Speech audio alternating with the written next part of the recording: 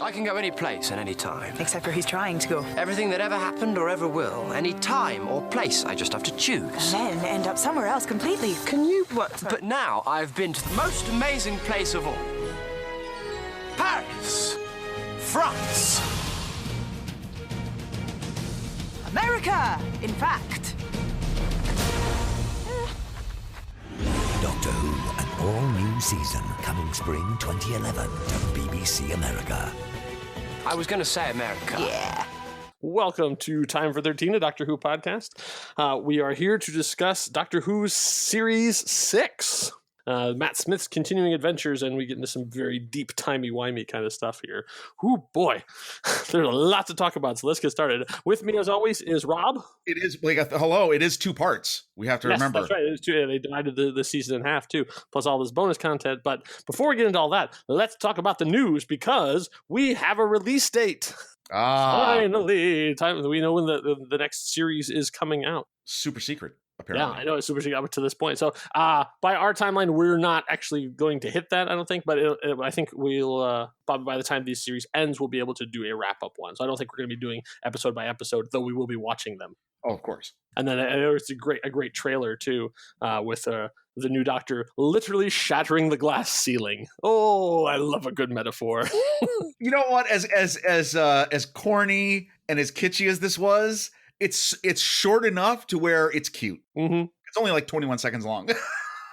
But yeah, so it's we're getting into some good stuff. And so you said that you had heard some news from the showrunner, from Chris. Well, there was an article I read online, and a fairly reputable. They talked about, apparently he did an interview recently where he said, here the things that you're never going to see again. Oh, interesting. And this was very interesting because the three that the top 3 in the list, that the one I'm not surprised at all, River Song. Okay, well, yeah, you're never gonna see River Song again. And I don't think that as a condemnation. I think of that as, you know what, her story is wrapped up. And absolutely, River Song, I think that was a perfect ending to the story. However, there gets a little bit complicated in here. There's a little bit of continuity problems that we'll talk about later on. Of course. So that was the first one. The second one was Missy. Oh, okay, makes sense. Never going to see Missy again. Yeah. And the third one, which I think there will be people disappointed in this, the Weeping Angels. Oh, interesting. Well, I don't know where you can go. Yeah, exactly. I mean, with that, I mean, like they've done pretty much everything they can. I think at this point, like it's more a sentimental disappointment than it is a realistic one. Yeah, I agree. Yeah, exactly. But I thought it was interesting. It's interesting that that he's been very clear about, this is a, maybe people have seen some of this too. He's talked about they don't spend any time on the gender change. They don't spend any time joking about it. They are really clearly focused on rebooting this show. And so he said that they don't there's literally nothing on it. There might be like a fleeting moment in the first scene and the first episode, and then that's it. She's off and running being the Doctor. I think that's great. I think it's also interesting. I like him getting out in front of all this stuff to manage expectations. Absolutely. So correct. That people aren't going in like, when are the angels showing up? When's River Song showing up? Like, all these things. It's like, you know what? We're doing a different thing. So don't think that we're doing a big episode about the Weeping Angels, because it's not going to happen. So the only rumor then is that there is someone somewhere either in the season or in the Christmas special, there is a returning character. Oh, interesting. And that's obviously up for speculation. So there you go. Yeah. I was looking to see, he put out a press release. I'm trying to find it. So it's returning on Sunday, October 7th, which is interesting. So that we people who have season passes will be watching it on Monday. Yeah, that's unfortunate. I know on iTunes. Yeah. And I guess it's a huge deal in the UK because it's the equivalent of like if Friends had moved to, Monday nights. Right. And so I guess it is. I mean, sounds like it's a pretty big controversy over there. Yeah, interesting. Because over here, Saturday night is the death slot. Exactly. Yeah. There's nobody watches TV on Saturday, so they always put on either repeats or garbage. If your show ever gets sent to Saturday, boy, it's here. Yeah, American Ninja Warrior, the Kitchen Edition, or something like. Okay. statement that they put out in the press release, I should say, not statement. Get everybody's homework done, sort out your Monday clothes, then grab some special Sunday night popcorn and settle down with all the family for Sunday night adventures across space and time. Also move the sofa away from the wall so parents can hide behind it during the scary bits. The 13th Doctor is falling from the sky and it's going to be a blast. I kind of like that. I like it. That sounds great. Yeah. I mean, I wish we could watch it the same time. Yeah, I know, live. Yeah. So, all right. So, but here we're going to talk about Matt Smith's continuing adventures, the 11th Doctor, which they made a big thing of. The 11 has become a recurring thing through the series. So we're getting into it. So series 6 starts out with a bang with A Christmas Carol, aka The Frozen Prestige. Oh. All right. Okay. All right. Yeah. I'm let it sink in. Okay. Let's let that sink. There's a couple reasons why I called it that. If people are wondering, yeah, well, it's a cheap Frozen reference. Sure. But there's a wonderful movie starring Christian Bale and Hugh Jackman and Scarlett Johansson called The Prestige. Yep. You must see if you have not seen. Yes, it is. It is a great one. It's got Nikola Tesla in it. I mean, played by David Bowie. I mean, like, what more do you need? And where I got it from is the bit of the when you you know how I won't give anything away from that movie, right. But there is a scene that is clearly reminiscent of that in this episode with the sort of underground cavern of. Oh yeah. Okay. Yeah, I'm with you. There we go. Okay, yeah, I don't want to because seriously, if you've not seen The Prestige, I mean, it's Wolverine and Batman together in a movie. What more do you need with Black Widow? It's really amazing, right? Yeah, and Caesar from the Apes movies because Andy Serkis is in there too. Right. So this is I'll tell you what, this is like if you had said to someone before, hey, guess what we're gonna do for the Christmas special this year? A Christmas Carol. They'd be like, "Oh, really? Right? The first time we did this already they met Charles Dickens. Come on." I've seen the Muppets do it. Right. Everyone did it in 8th grade. Like, how can you possibly make this cool?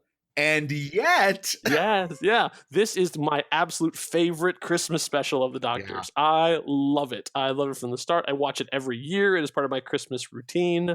I love this episode. And you're right. On paper, it does not make any sense at all. Like, they're doing another Christmas Carol riff, but like you add in all this stuff, the different timelines overlapping. You've got flying sharks. You've got oh my God, ship crashing. You've got the honeymoon. I mean, like all of these things happening at the same time.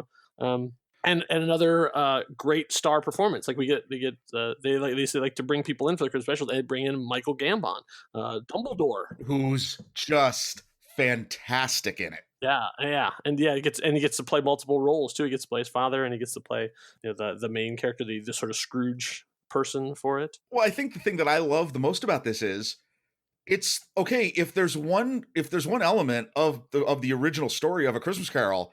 That there's the actual way to explain how the three ghosts of past, present, and future could come and visit you in a night is if they had a TARDIS. I mean, it's actually. I mean, I gotta say, like, even no joke, it's a brilliant take on A Christmas Carol. Yeah, I love how like the sort of Doctor sets it up that the time is sort of running parallel. So he like is the where he's watching the archival video and suddenly the Doctor is there and he doesn't remember the code and has to come out and he travels forward. Oh yeah, so you can overhear him to go and then go back in. Oh God, it's such great creative use of time travel. Great literal use of it. The only thing that gets wonky is that could they can't take her someplace like that she can get cured or yeah. I mean the story's a little bit weird, but you know what? It's so beautiful, and the moment. I mean, there's a big running arc throughout. Yeah, well, I have a couple pulled a couple pieces of audio from this just because I love it so much. The first one is again, the Doctor Who creative team seems to really have an obsession with doing the exact thing. They're giant wasp, you're rhino-headed guys, and in this, it's literally a shark. Just a shark. It's not a space shark. I mean, obviously they add some extra teeth and that kind of stuff. It's full on Bruce.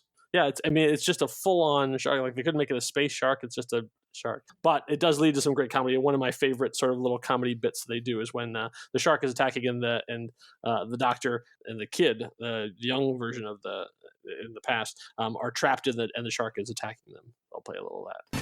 Tiny shark, man. If I had my screwdriver, I could probably send a pulse and stun it. Well, where's your screwdriver? Well, concentrating on the pluses. Within reach. There's a real chance the way it's wedging the doorway is keeping its mouth open. There is? Just agree with me, because I've only got 2 goes, and then it's your turn. 2 goes? 2 arms. Right there. Open wide! What's the big fishy done to you? Swallowed half you, that's what. Half a screwdriver, what use is that? Bad, big fishy. I just love that. I've only got 2 goes, then it's your turn. Yeah. Yeah. Oh, I love that.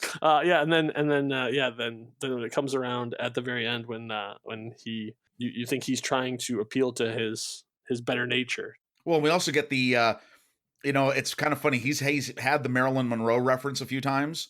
Yeah. And it's great to actually see one of the moments where they go back to like the Rat Pack and stuff. And so Kazran, yeah, when old Kazran, and you think he's trying to appeal to the better nature of old Kazran, but that's not what he's doing at all. So that's the other piece of audio I'll play here. Oh, cool. Do you know why I'm going to let those people die? Not a plan. I don't get anything from it. It's just that I don't care. I'm not like you. I don't even want to be like you. I don't and never ever will care. And I don't believe that. And show me the future. Prove me wrong. I am showing it to you. I'm showing it to you right now.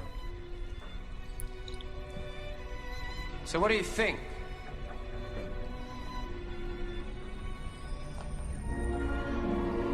Is this who you want to become, Kazran?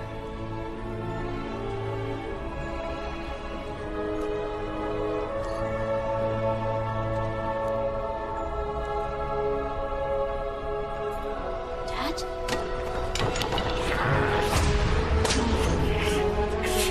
This planet is ours.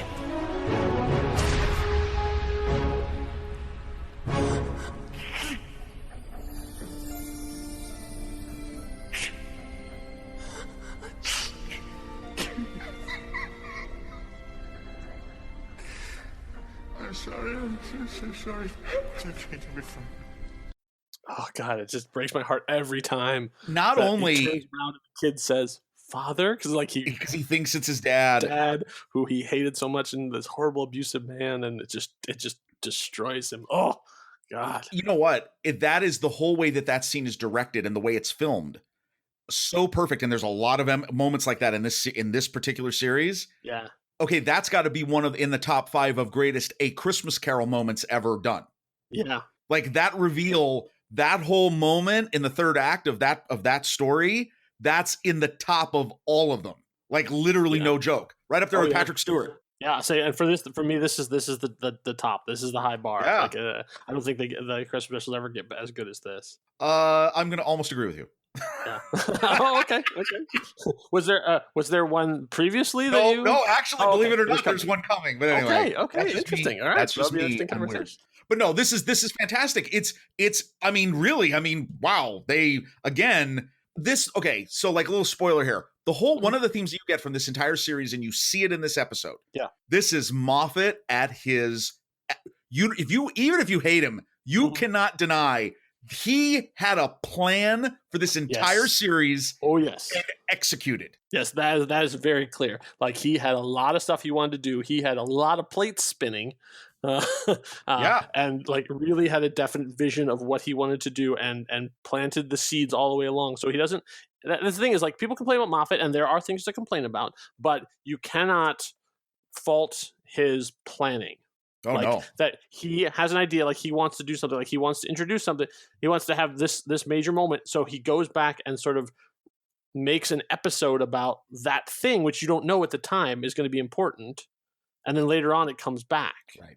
We're going to see it in Rebel Flesh and Almost People. We're going to see it in Let's Kill Hitler. I mean, there's all these things that he plants out as just like, oh, that's a cool idea, that's a fun thing, and it turns out to be hugely important later on in the series. No, it's great.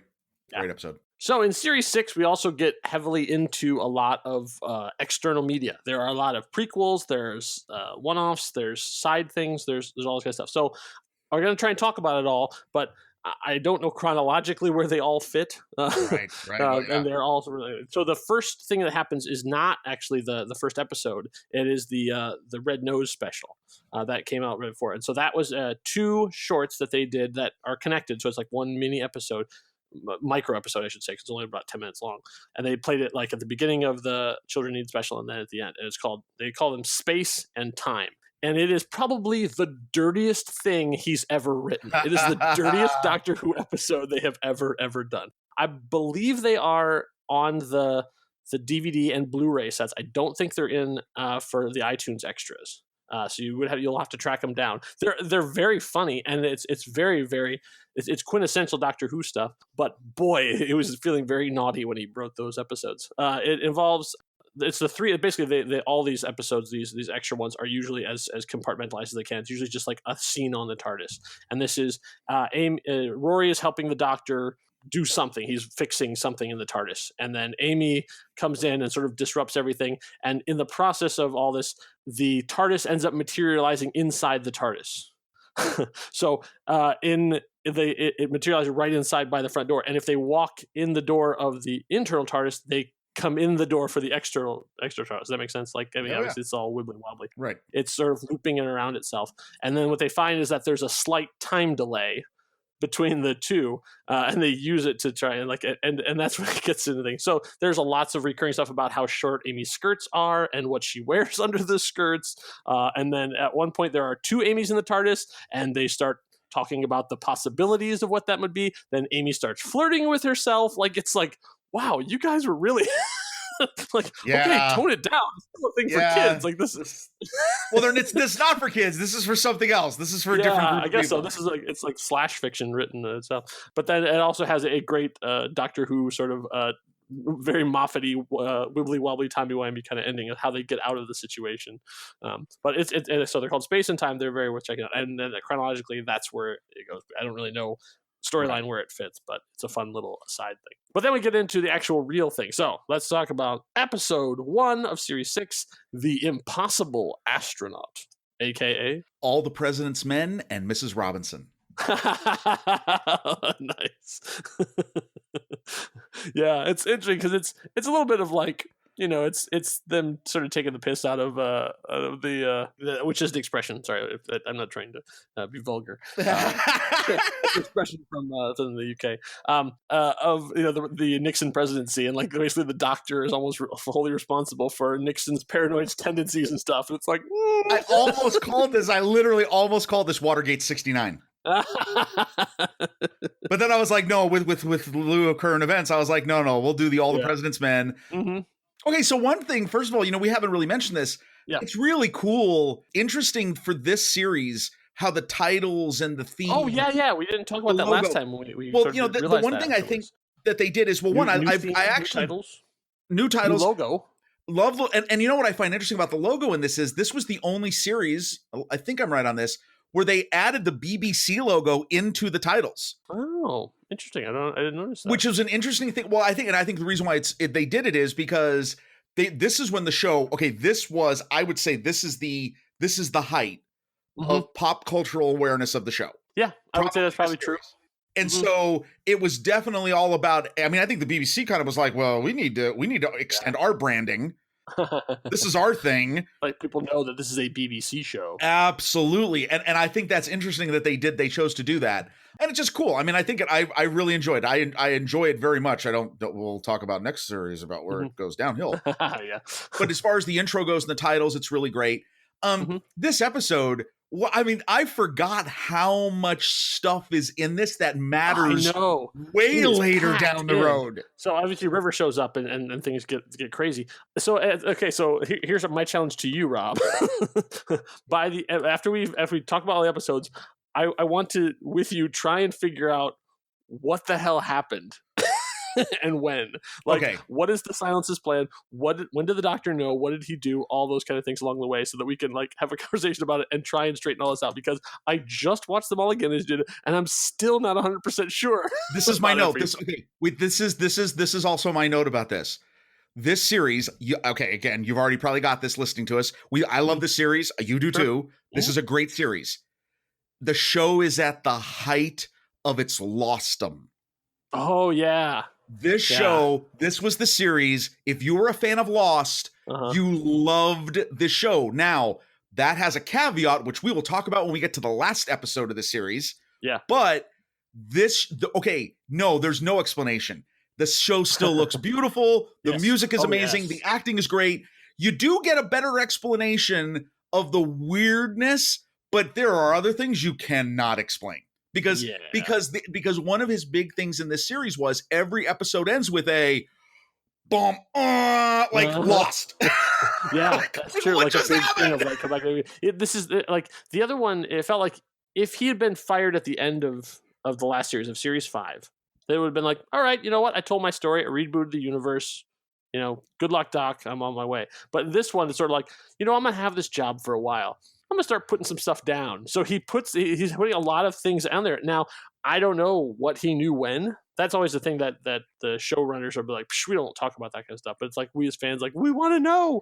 Because like in this thing, now we were talking about the silence and the question, and he throws in the Fields of Trenzalore, the Fall of the 11. Yeah, it's all all of these put in things there. that aren't going to be paid off for years. Stephen Moffat, he is a madman with a keyboard. Yeah. If you don't believe that when you watch this series, he is a madman. When he keeps doing the madman with a box, he's talking about himself. Yeah, and there was a small prequel to this episode too, and that was it was basically like what we learn eventually. Melody is calling it. It's the kind of the recording you hear in this episode. It's when that actually was recorded. So it's the president sitting in the Oval Office. The call comes in, and he has that conversation, and then it ends, I think, with a silence is standing right there. Right.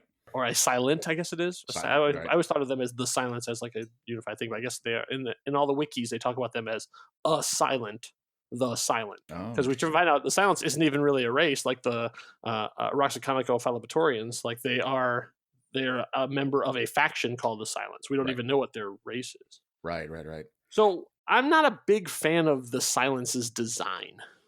I get that they're the grays, like they're meant to be like that thing, but like they don't really look that scary to me. And they have there's a lot of like they took a gray, they combined it with a Dementor, and then put him in a suit. Yeah, it's meant to be a little bit of it's a play on what's the Buffy the Vampire Slayer, the crazy weird looking. Oh yeah, the gentleman. Yes, the gentleman. It's a little bit of that. It's a little bit of anything. Wow, I keep thinking of all my like the movies that terrorized me as a child, like Burnt Offerings and all these other things.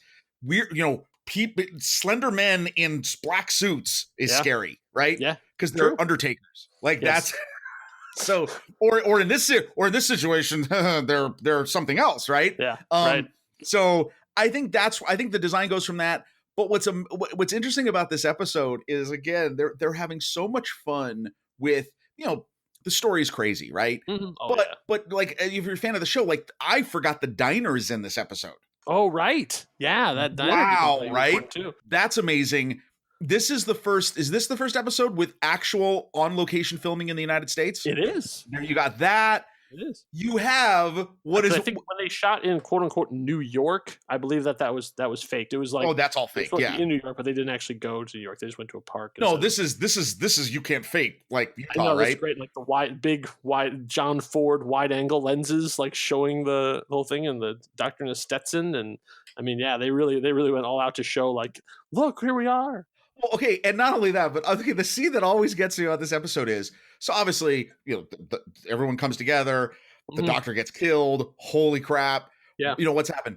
They put him on when they put him on the boat, the pyre to burn him. Mm-hmm. That shot of the burning boat and the three of them, was it 3 or 4 of them? Even I think the FBI guy there, they're lined up. It is the perfect album cover. Like if the doctor ever released an album, that's the cover.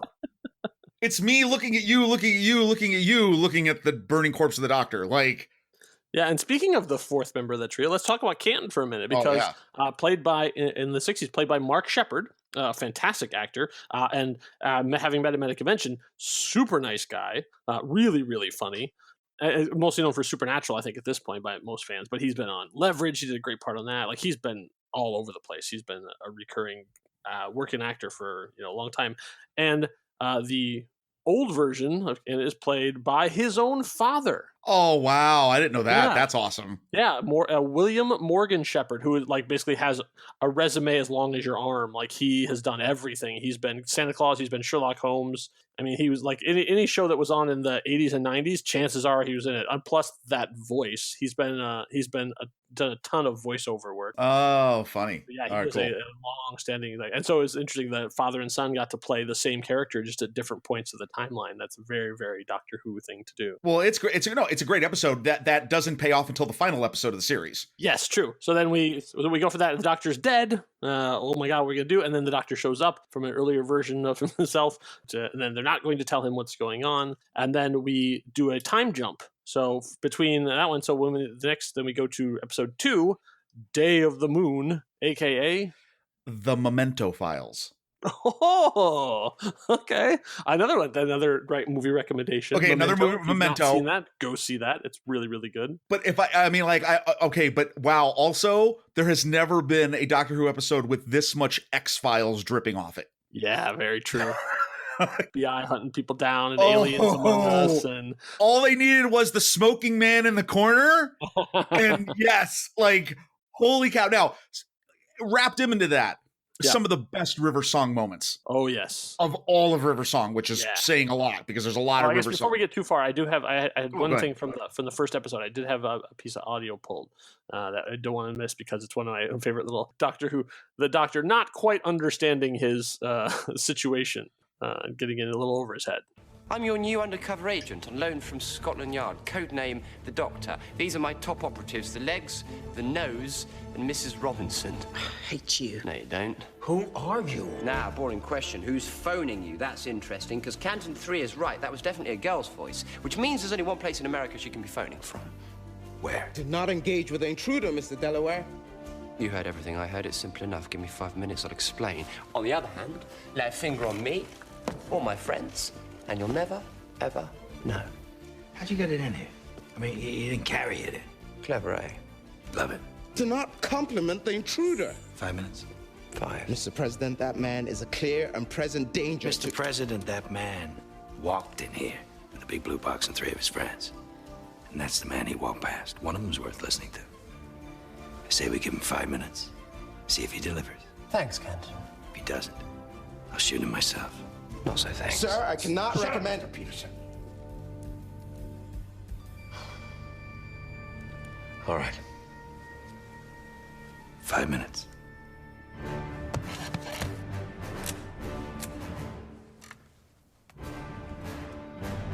I'm going to need a SWAT team ready to mobilize, street level maps covering all of Florida, a pot of coffee, 12 jammy Dodgers, and a fez. Get him his maps. He never does get the fez. Or the Jammy Dodgers. Where are you going to get Jammy Dodgers from in the middle of DC? Right? I apparently even like somebody as a continuity thing went, actually, SWAT teams had only just been invented the year before. So I don't know, they'd be like, all right, whatever. Calm down, Poindexter. Yeah, right. Like if you want to start getting into continuity stuff, I think you're not really watching the same show. Yeah, exactly. Yeah, so then we get at the start of Day of the Moon, we get some more amazing vistas. We get like a Rory being captured on the Hoover Dam. Oh yeah. Amy they have a lot of great big wide angle vistas. Oh no, they use it and some really claustrophobic, scary moments too that are super small and tight. True. Like, and so for those who've already seen all the stuff, so I'm hoping not to spoil anything, but somewhere during this point is when Amy is captured. Oh, got it. Now this is the one thing that of all the things they've done, all the special, all the bonus things, all of the extra stuff, I'm still wondering why they never showed us that. Like all the things they showed us, and we'll get to see, flashbacks where they'll show us extended versions of scenes. Like later on, we'll see in the show that cut off here. Then we'll go back a couple episodes later and go, actually, the scene plays out. They never really show us. Yeah. I don't know why. Like, it's like it's just one of those hanging things out there. I mean, like Moffat, even though he tends to play big, he doesn't really tend to cut corners. You know what that tells you? What? He doesn't really know. I imagine so. But as far as what I can tell, this is approximately where it has to happen, because everything was sort of fine before that. At this point is when they all get back together, is when the TARDIS starts freaking out about Amy. Right. And the scanning and all that kind of stuff. So Well, it I'm can't thinking scan her. it has to Exactly. happen here. Right. Because the doctor even doesn't know when it happened. He says somewhere, he says before America, but that's just a theory. My thing is, I think it happened when they're all separated. So, okay, so not to get too far ahead of this, one of the things though I do think is great about this series, and this is Moffat again being good. As crazy as this is, almost everything is actually explainable. Like, the TARDIS is wigging out with its pregnant, not pregnant scanner because it's not the goo Amy is not pregnant, but she feels like she's pregnant. So it's sending the signal to completely mirror her. So it's like it's seeing that the positive from the original one, but also the body that's there is not. So that's why it's sort of going back and forth. Just a programming note, if you're listening to this and you're probably at this point, you're probably like, I don't know what you guys are talking about, because if you haven't seen these episodes recently, go back, because then you'll be like, what the hell are they talking about? Are dense. There's so much stuff going on. I mean, we're hitting, as always, we're hitting the high points of the stuff that we pull and love from it. Yeah, if you haven't seen this series, you're gonna be like, what is happening? Yeah, and so there's one other weird continuity note that happens in this one. I pulled this from the Doctor Who Wikipedia, not like Wikipedia Doctor Who, but like the Doctor Who wiki. This is what I love about geeks and nerds when they can do this kind of stuff. I found this fascinating to myself. Okay, so there's a scene. They're all separated and they are getting picked up one by one, and so River is on the building and then throws herself off, and then knowing the Doctor will be there to pick her up, even though that doesn't happen until much later on. Right. I love that. But I'm gonna read you this excerpt. Okay. During the TARDIS's momentary hover against the side of the skyscraper, there's an elder or younger self of each of the TARDIS's 5 occupants elsewhere at the same instant. Canton Delaware's days or weeks younger self is several floors above, having just seen River Song backflip into apparent oblivion. River's decades younger self, Melody Pond, is somewhere between Cocoa Beach, Florida, and Manhattan. The Doctor's centuries younger self, the third Doctor, is in Great Britain working with Liz Shaw and Brigadier Lethbridge Stewart, attempting to repair his disabled TARDIS. Rory and Amy's decades older selves are presumably within a few miles, living their post-companionship lives. And in the case of Amy, however, her elder self is the only Amy Pond existing at that moment, as the apparent Amy aboard the TARDIS is the Ganger Avatar, which we'll learn a little bit later. All of that is happening at that exact moment. Who wrote that? This was the Doctor Who wiki. So the Wikia, let's see if I have that. It's tardis.wikia.com. Get a life. Come on. And I say bravo. That is beautiful. I love it. No, that's amazing. I'm kidding. I mean, oh my God. Okay, the third Doctor reference is incredible. Right? That's wow. The timeline, and that's everything that's going on at the same time. I was like, wow, that is cool. So one other thing I actually loved about this episode, and then just the last scene, if we had anything else.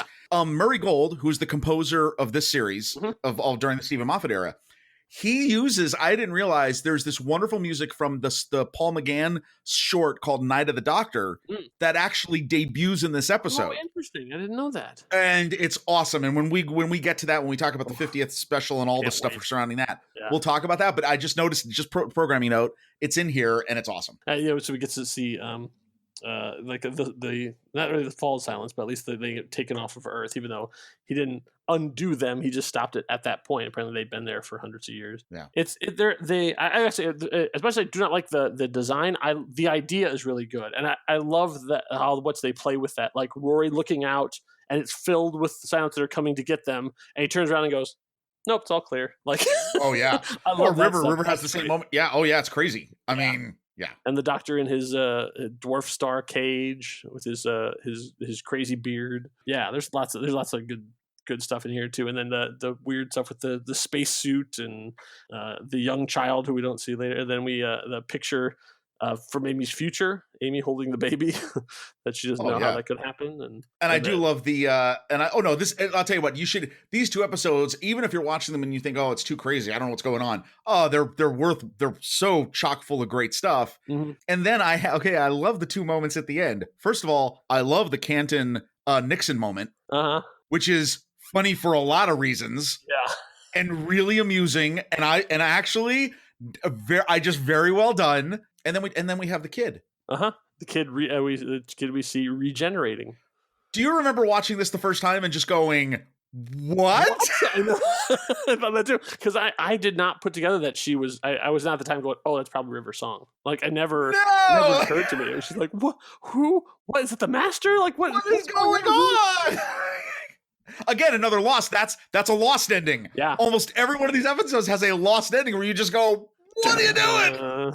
I love it. Yep. I'm thinking with the timeline, because I think I did with when Lost was on at the same time. I don't know. I just think of them as contemporaries. No, Lost was coming near its end. Oh, okay. Yeah, it was. Yeah, probably because its height was like 2008. So this is 2011. Yeah, Lost is like nearing its end, I think. Yeah, you're right. Ran until 2010. They ended in 2010. They would have wrapped by then. So this would have been wrapped. Well, they were filming it though during its end. So yeah, who probably. knows, and of course, I'm sure they were watching it too, like the rest of the country was. No, as usual. Look at it. I have the whole story. I have no idea, but it looks and sounds great. Yeah. And that does. So they get a lot of points because it really looks and sounds great. Yeah. And it's great moments. All right. So a lot of questions, like the start of the season, a lot of stuff going on that we have yet to be understand. How is the Doctor going to survive? How does River Song connect to this? Who is in the suit? All of these things have to be answered. So then they begin their travels. So we get to episode 3, The Curse of the Black Spot, aka Nurses of the Abyss. Oh, that's good. Also, that could be an adult title as well. That could. Oh, I actually didn't. Yeah, that's true. Okay, so here's a funny story on this episode. When this episode actually came out, I skipped it because I thought it looked stupid. Because I was like, oh, it's okay, great, Pirates of the Caribbean, whatever. And for whatever reason, we just missed it because we had it on iTunes and I just skipped it. So watching it, it is dumb, but it's certainly better than I expected in terms of an entire episode. Okay, yeah, I'm with you on that. I mean, it's for having Doctor Who and pirates. Yeah, it sounds great, but then it's like they sort of take all of the, I don't know, the yo ho ho out of it, and it's just like they're stuck on the thing, and I don't quite understand why the medical healing program would get so angry. Because you're interfering. Yeah. Oh, yeah. And plus, why it would look so. I mean, I get the dot. I understand. I like how they they sort of like get an idea and they sort of reverse engineer. Like, why would that be? Why would they be stuck there? Why would it be taking people and the reflection and all that kind of stuff? But then, like, you're a medical, like you're. Why are you getting like so aggressively angry when someone interferes with your stuff? But plus, it also, and as much as it's fine, because I mean, okay, this does end up being the end of the story on most times. Yes. Oh, we're on a ship. Like a spaceship floating through space. Like, okay. Yeah. See, that's what saves the episode for me from being completely dismissible is like, oh, that's cool. Pirates on a spaceship going through space. Okay, great. That's awesome. Yeah. No, they had a little prequel for this too, which is just sort of them. Well, no, and the prequels are interesting because they're much more like moody teasers, like, and they're, it doesn't really add anything to the story. It puts you in the mood. The prequels, if you watch any of the prequels for a lot of these episodes we've been talking about, they just put you in the mood for it. It's almost like it's like an atmospheric setup. Yeah, so it almost is like a prelude to the prelude. Yeah. This is basically, it's the captain just writing in his journal about how they're stuck and the people are being taken away and that stuff's just, nothing really that we don't ever find out in the first part of the episode. So I'm going to go on a limb here, but one of the things you see in this episode that is a recurring theme throughout this series is the relationships between parents and children. Oh, that's true. And I think that's because it's all under the umbrella of Amy and Rory and River. So I found that interesting, but because this comes back in a couple more episodes we'll get into, it's funny that he definitely has moments in here about that. But it's great. I mean, honestly, no, I mean, it was I'll tell you what, it's a fun episode. It's not the worst. Especially not this series. No, not at all. No, not at all. So, yeah. I mean, like, it's fun. It's a fun sort of romp. I think it and maybe it overstays its welcome a little bit, but I mean, like, I got nothing but good feelings towards it. Swashbuckling Amy, and exactly. It's all fun. So, all right, so we move on to a huge episode, a fan favorite, long in the making. Episode 4, The Doctor's Wife, aka. Okay, now I could have gone cheeseball, and I could have just simply titled this "Bride of Frankentardis." But no. I went For far you, deeper. our listeners, we go deeper. We went way deeper, and thus we have House of 1,000 Time Lord Corpses. Oh, that's good. You see what you see? Because let me spell it out. You got House, Sure. And yeah, this is like a Rob Zombie movie. Yeah. I mean, it's pretty horrific, but played very lightly. But like the deeper you dig into it, and that is very indicative of the author of this episode, which is a big deal, Neil Gaiman. Yeah. Like the fact that Neil Gaiman came out, like he is a huge, if you don't know Neil Gaiman, first of all, you're doing yourself a disservice. Like he is a novelist predominantly. So he doesn't do a lot of television kind of stuff. Well, it's coming around now where he's doing a lot more, but he mostly does stuff in short stories and novels and that kind of thing, and is very, very well respected and has almost a cult following from that, and also from his work in comic books, doing the Sandman series for Vertigo / DC. But he had been talking to them for a while about doing a Doctor Who episode, and it almost happened a couple of times, and then finally everything aligned with where his writing stuff versus production, and he was able to write this episode. And even if you just go and dig into it, he had a huge, like he came to them with this gigantic idea of like what he wanted to do, and they sort of went, "Oh yeah, we're just a BBC show. You got to bring it down." So there's a lot of like big things he wanted to do that he had to bring down to sort of television budgets ideas. And at one point they were talking about even putting out a novel, even a short like paperback, kind of like they did with some of the other episodes of his stuff. But apparently there's some kind of weird rights thing because he is under contract with his company versus he wrote this for the BBC, that they couldn't really put it out as its own thing, which is, I think it's a shame, because he had some real big ideas. It would have been nice to see like sort of his grand vision version of it. As opposed to what we got, which turned out to be one of the best episodes Doctor Who's done. Right. So much so that like one writer comes in, writes one episode, and changes the Doctor forwards and backwards. Like there's so much great stuff in here. This is an episode. This is definitely. I mean, you don't even if you're a casual watcher, you could just watch this episode and it's wonderful. Yeah. I mean, like even though it's in the midst of one of the most connected story arcs in the series, you should just watch this episode because it's wonderful. He adds like a third so that we have the Doctor, we have the Master. Turns out it wasn't just them. Like it turns out a lot of them use these kind of titles. The Corsair, like one of the best characters that's never seen. We hear all about the Corsair and all the stuff the Corsair does. We never actually see the Corsair. And then he casually mentions that the Corsair had changed gender. Yes, see, again, planting the seeds. Planting the seeds, exactly. One of those things that like, just FYI, it wasn't even like a major thing. It was just like, he or she, it was a nice little thing. And it like put that out there very casually and planted the seed for further on, for even what the impetus of this whole podcast that we're doing. So interesting. So obviously the whole concept of this TARDIS eating, demigod or whatever. Yeah. But I'll tell you, like, I mean, obviously everyone talks about the Saran. What is her name? The who plays Idris? Saran Jones. She is awesome. She plays it so well. So she, okay, one, we talked about this when we talked about the Next Doctor. I love the episodes where you have these what if moments, like what if the Doctor could talk to a future Doctor? What if the Doctor could talk to the TARDIS? You have it. Mm-hmm. It's done so well.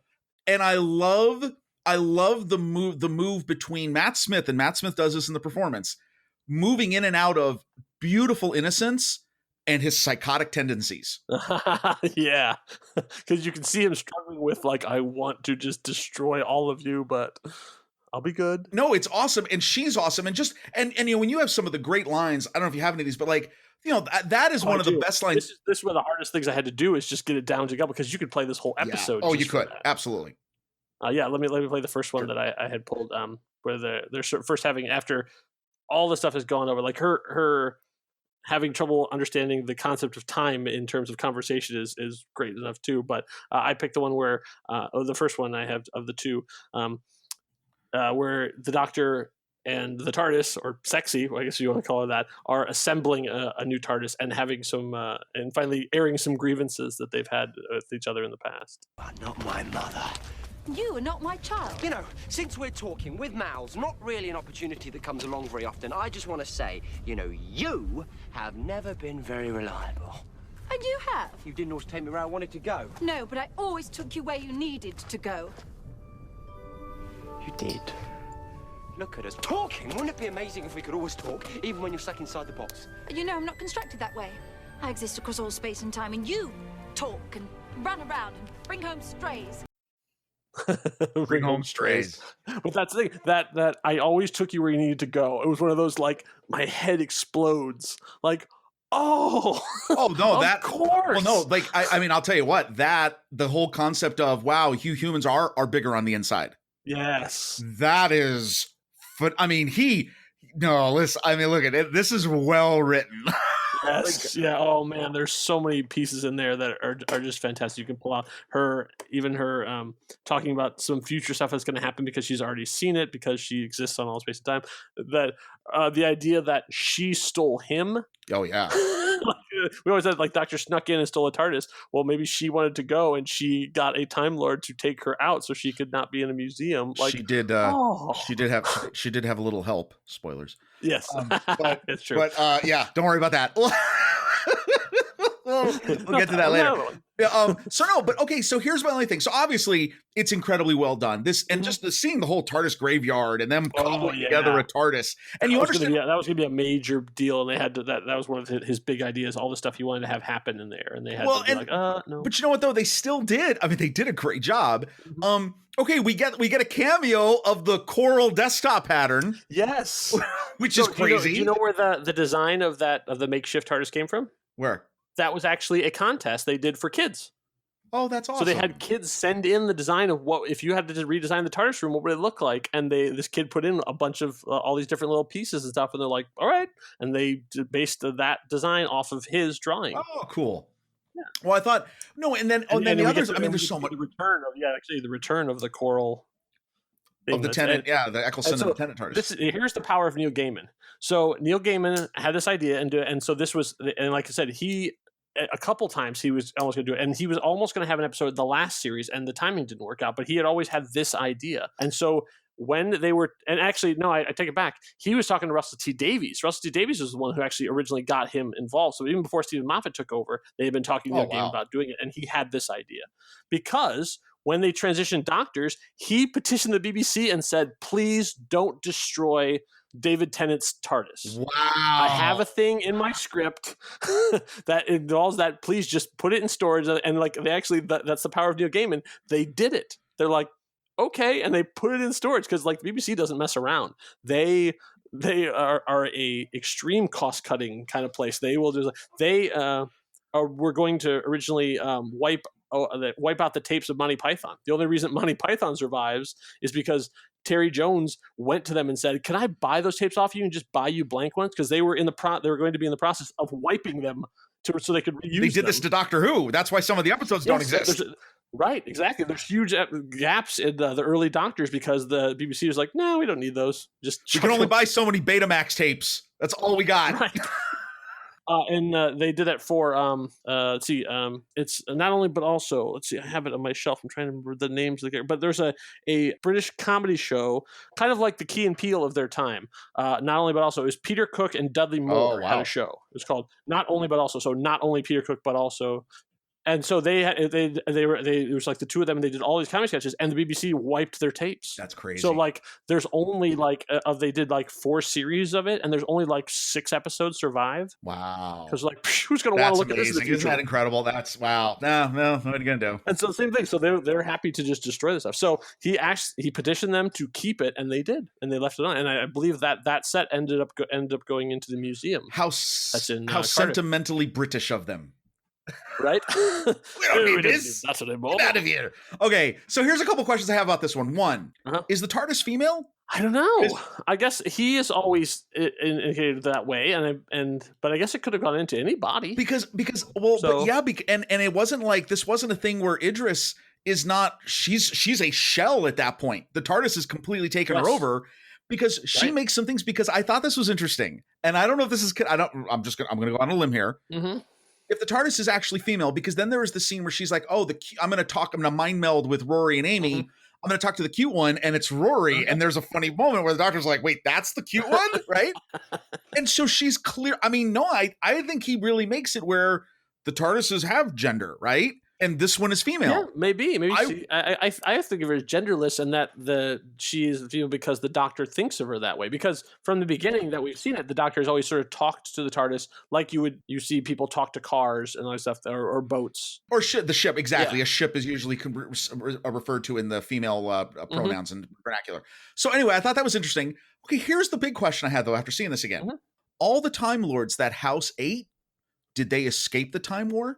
I would think so. So wait, all of them? Because that was a lot. There was a lot. I mean, I would say a good dozen. That's interesting. Yeah. Because that's a little wibbly wobbly with what the show has been saying since the reboot. Yeah, they're outside of the universe, like the bubble on a bubble, but don't think of it like a bubble. Okay. But are they outside of time? I don't know.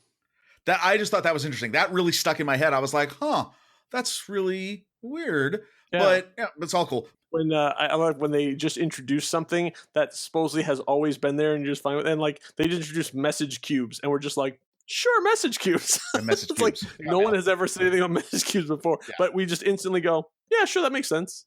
No, it's cool. I mean, I'll tell you what, it's a phenomenal episode. We could talk hours just on this episode because it's so great. A couple of interesting notes: the voice of House is Michael Sheen. Oh, Michael Sheen, who was in Frost Nixon. He was in The Queen. Yeah.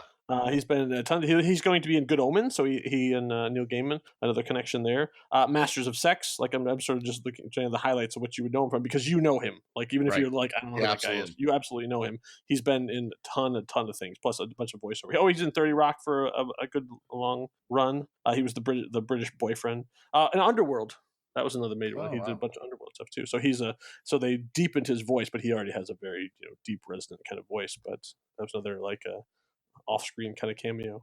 And then I have the last part, the sort of the heartbreaking moment where the TARDIS has her last say, talking to her doctor. I've been looking for a word. A big, complicated word, but so sad. I found it now. What word? Alive. I'm alive. Alive isn't sad. It's sad when it's over. I'll always be here. But this is when we talked. And now even that has come to an end. There's something I didn't get to say to you. Goodbye. No. I just wanted to say hello. Hello, Doctor. It's so very, very nice to meet you. And that's the mark of a good author right there. So the easy thing would have been, I enjoy our time together, I'm sad, goodbye. But he went the other way. He's like, no, I've always wanted to tell you hello. Oh, yeah. No, it's awesome. Oh, now, so good. So when she dematerializes, yeah. Have you ever listened to it with headphones and turned up the volume? Yeah, I did when I was putting this audio together. I thought it sounded like she says, I love you. Yeah. No, she does. Okay. It's you.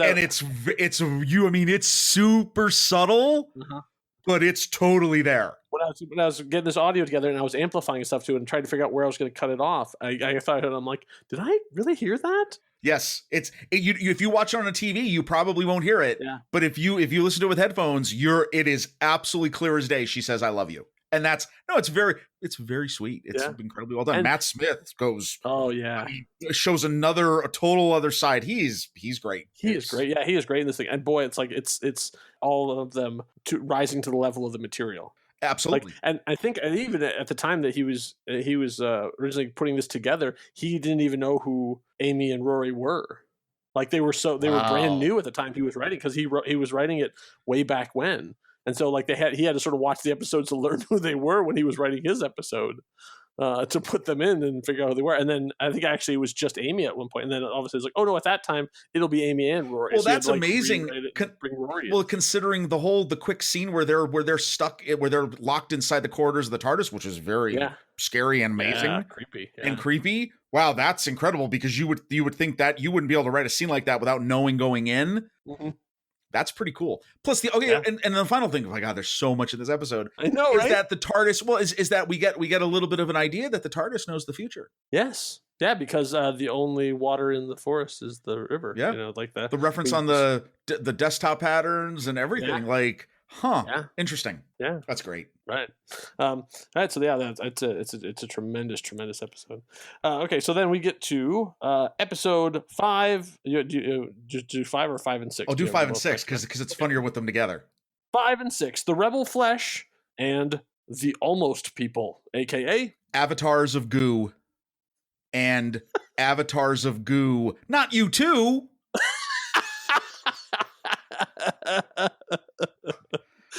Oh, here we go again with another unnecessary two-parter. Oh, Doctor Who. Why? Look, I'll tell you this. Overall, I'll tell you this. I liked this story more when I saw it the first time. Mm-hmm. What I got from it this time was it's just, wow, it's super scary, and the makeup is amazing. Like, let's hats off to the makeup. Oh, absolutely. The makeup people when they turn into the flesh. But wow, the strobe light effect with the faces and the big elongated mouths, and then when they have a CGI dump at the end, it's crazy. Again, full Lost mode. The end of the Rebel Flesh is like, what? Right? Rory, but I'll tell you, Rory has great moments. And I think one of my favorite moments of the whole two-parter is the beginning of the Almost People, when the Doctor's ganger is going through all his lives. Oh yeah, that moment where it's Tom Baker. Yeah. Whoa. It was a nice callback and also a little creepy at the same time. It was crazy. Yeah. No, I have to say, and there are a couple of interesting all of this. I really love how Moffat overall in this series, there's another one that's coming up in one of the other episodes we're coming up to.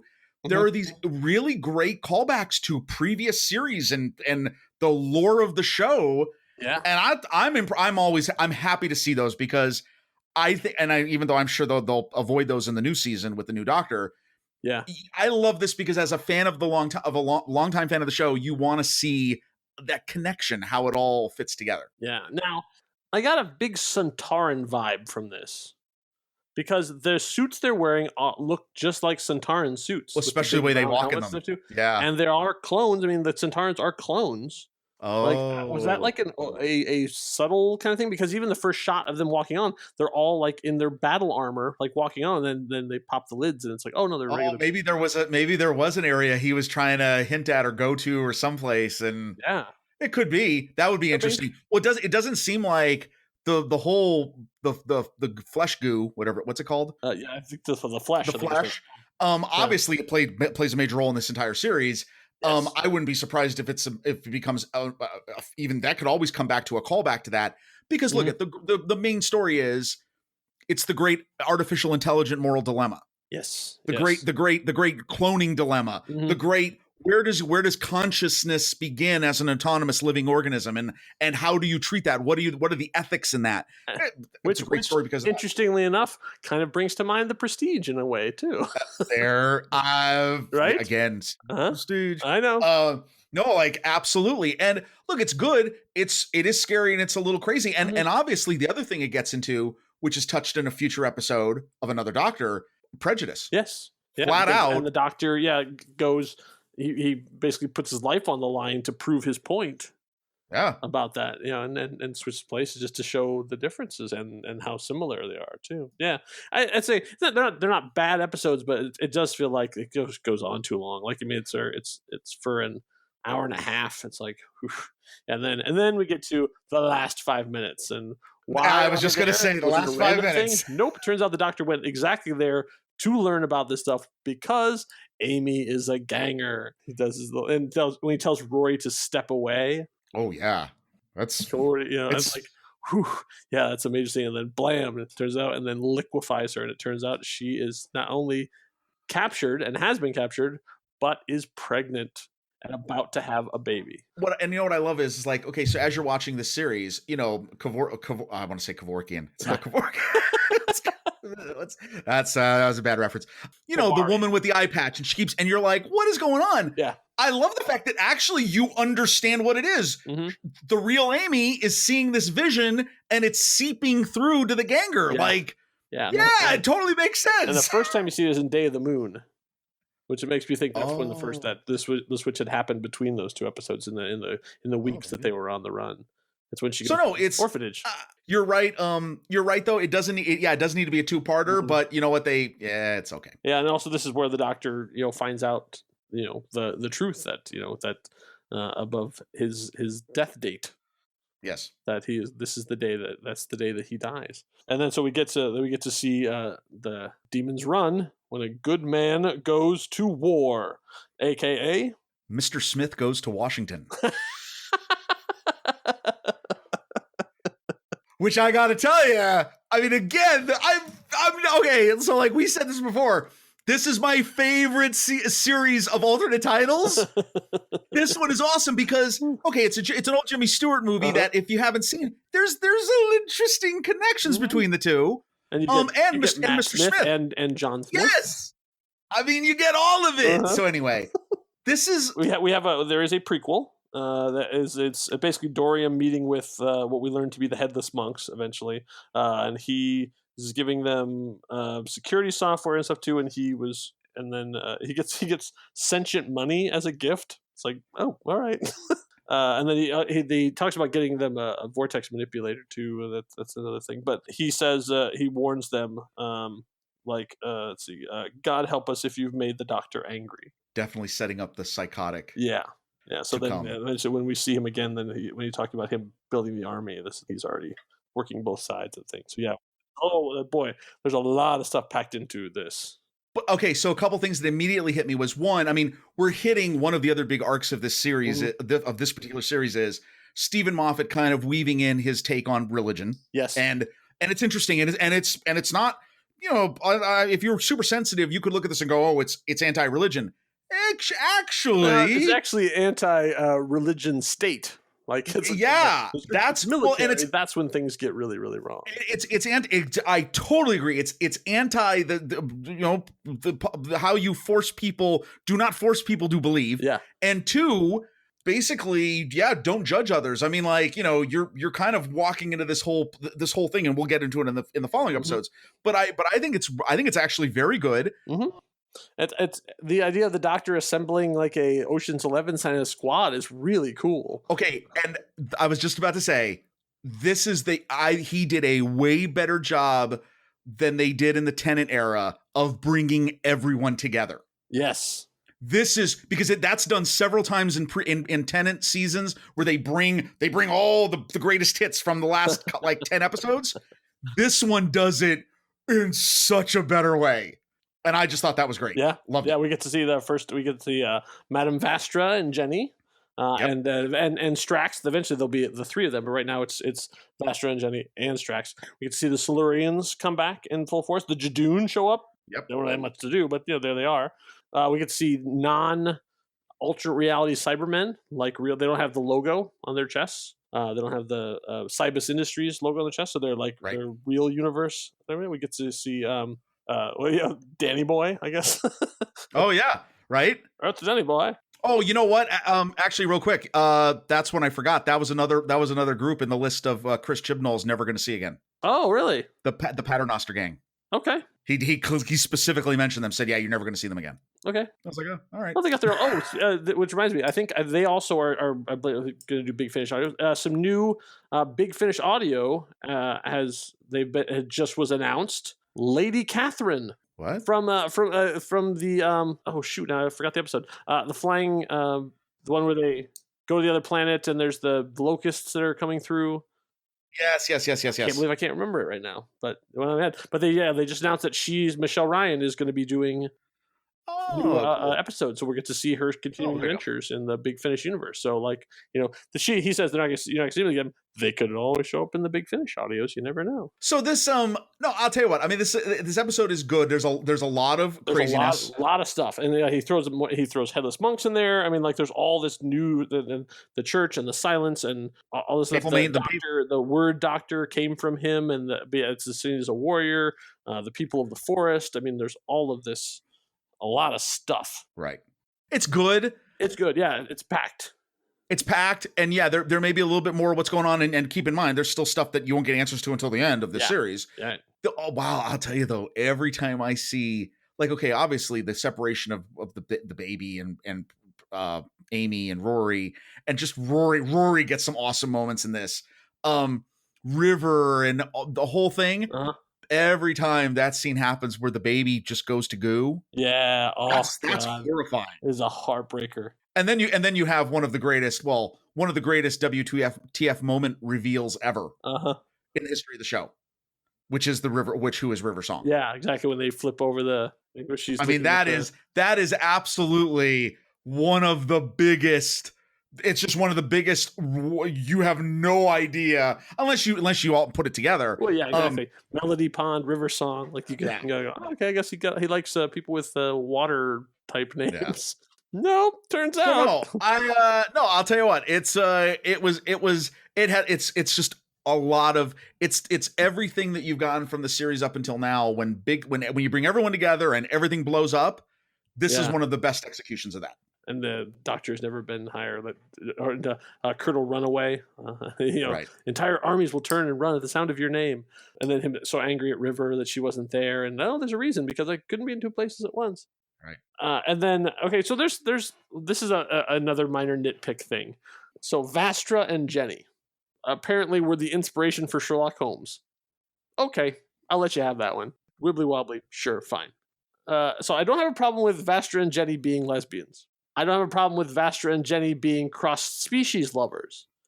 My problem is Vastra eats people, and yet her spouse or her companion is one of them. So that's where it gets weird to me.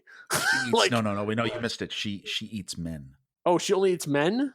Well, I'm winging that, but that's what I think it is. I would be much more comfortable with that, because that's where it gets a little weird to me. No, she eats men. I'm pretty in a situation. You just she is a man eater. She gotta eat. Yeah, I'm actually, and she's kind of a little bit like Dexter. She only eats evil men or evil people. There you go. Fixed. There you have it. Headcanon accepted. There you go. Because she's great. I mean, all three of them actually end up Vastra and Jenny and Strax. I love them. Yeah, I think they're great. It would be interesting to see. I don't know if there's a novel or something that tells of how they first met with the Doctor. Because it's I like also Moffat's other Moffat thing of bringing it in late. Exactly. Oh no, we've had tons of adventures. Yeah, there's a whole story. Forget about it. You just forget about it. And so this is where the break happens. Oh yeah. So this is where this was a big thing for Doctor Who, is that they took a big pause. They started in the spring and then basically took the summer off and then came back in the fall and then did that. So we were left with that revelation of this is River Song and where's the Doctor going and what's going to happen, and we had to just sort of sit with it for half the year. But what? Huh? Where? Right. Well, especially after how this ends. Yeah, exactly. You're like, what? But yeah. Yeah, and so and obviously it looks like Strax dies, and we won't actually see how Strax survived until one of these other web-only prequel things in the next series. Oh, yeah. Because there actually is another prequel thing. I don't have it in my notes because I only had for series 6. There's a thing called I can't. It's something 2 days later at Demon's Run or something like that, where they show how Strax actually survived. Oh, okay, yeah, that's right. We'll get to that. That's awesome. Yeah, so then so we jump forward in time 6 months, and we get to episode 8. Let's kill Hitler, aka. So I went with Lady Deadpool 3. And if you haven't seen Deadpool 2, you got to see Deadpool 2, right? Because there's a whole Hitler thing in there. Yes. But no. I'm going with gay gypsy bar mitzvah. Oh, That's a great line. Too. No. And again, if you haven't seen the episode, because there is, if you ever get caught in an alley with a bunch full of Nazis, there is no greater line than to say, "Oh, I just came from a gay gypsy bar mitzvah. How are you guys doing?"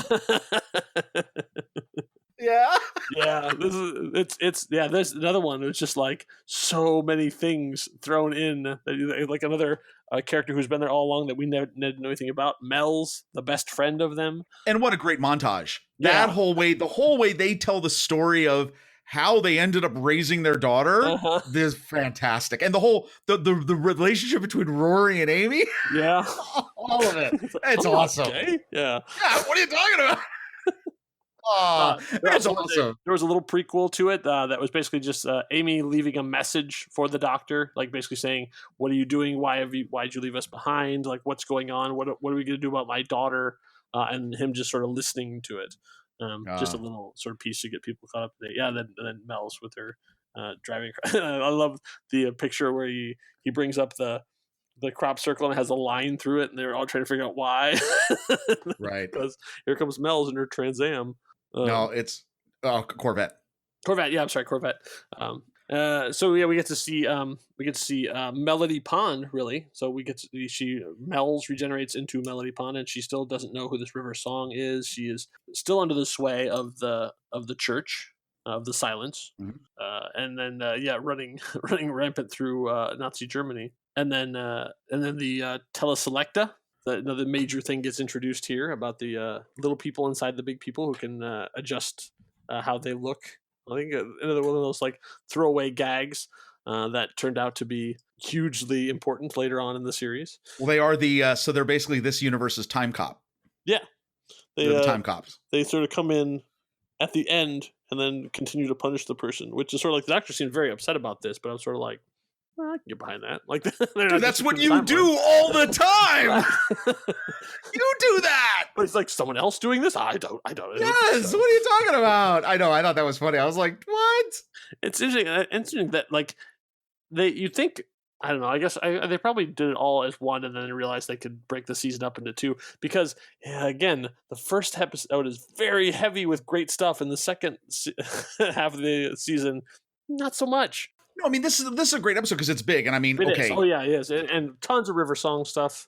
Great River Song. I mean, awesome to see another regeneration. Yep. Interesting explanation of why she never regenerates again. Because and also why she looks this way now, and she'll look, way different later on in her life. Oh, she's aging backwards. Right. Oh, so I mean, like, sure. Nope.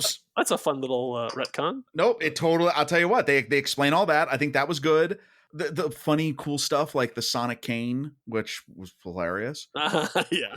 When he comes back in there. And I love the scene where he's dying. He goes back into the TARDIS and he's like, I need the interface. I love the throwback. Through a couple different things. No, it can't. No, too much guilt. No.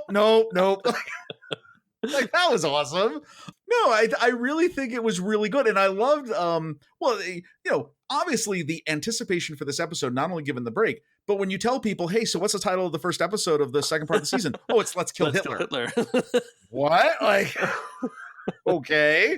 Like, I mean, you knew people were like, wait, what? Uh-huh.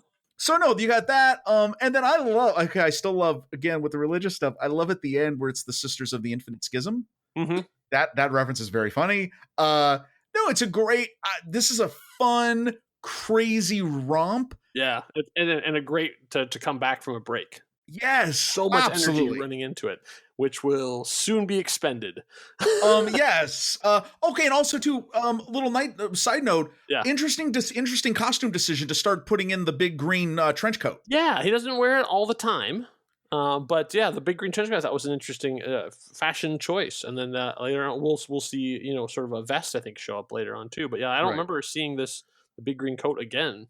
Oh, and it comes back there's one more episode, I think, in here it comes back in. Okay. And then, but anyway, it's just kind of weird. It's kind of like, okay, we're trying something else. So, all right. So then we move on to episode 9, Night Terrors, AKA. I mean, I could have said Curious George, but no. I'm going to go with the Dollhouse Strangers. Okay. So if you haven't seen The Strangers, I mean, because really. Yeah, it's a home invasion thing with it's frightening. Mm-hmm. This episode, I remember Mark Gaddis episode, and boy, you know what? But again, here's the extension of the parent-child relationship theme. True, and more stuff with kids, like the doctor with kids is always a thing too. But and I'll tell you this, I'm going to admit it. Every time I've seen this episode, when it comes to the end, and Alex is running down the stairs to go and hug George, I might tear up a bit. Oh, because it's beautiful. And then we end it with the Freddy Krueger ending with little girls singing a song, and then I'm scared again. But no, it's, you know what? It's not totally bad, because the kid's adorable and he acts it really well. That's true. I mean, it is really hard to find like good kid actors who can seem sincere without being like, gosh, Johnny, what are we going to do now? Exactly. No, it's well acted, and yeah, it's just the right amount of horror with, I love the theme of, hey, I actually do love the theme of, just love each other. Will you just all, when people need your love them? Like, can you not just do that? Like, yeah. It's kind of what the theme of this episode is. Like, what are you doing? Don't worry about puberty. You'll get through it. No, I like it. I actually, you know what? I like this episode. Okay, well, then you like this episode. Oh, now there's a worse one coming. So see, now I disagree. I like that one much more than this one. Okay, but that's not happening yet, because we both will agree that we both enjoyed the next episode, episode 10, The Girl Who Waited, aka The Amy-nator. Or what it should have been titled, and the Emmy goes to Karen Gillan. That's exactly what I was going to say. Man, like, talk about like an acting showcase for her, who has to be, sometimes when River shows up, end up being third or, sometimes even fourth banana. Like, hey, by the way, how about we, like, the companion, how about we set an episode about her? And oh my God, does she knock it out of the park? It's not just the makeup. It's not just the voice. Right. She literally changes her gait when walking. Yes. Yeah, it's she does a total body makeover. It's like a totally different person. But a person who's 40 years older than the other person. Yeah.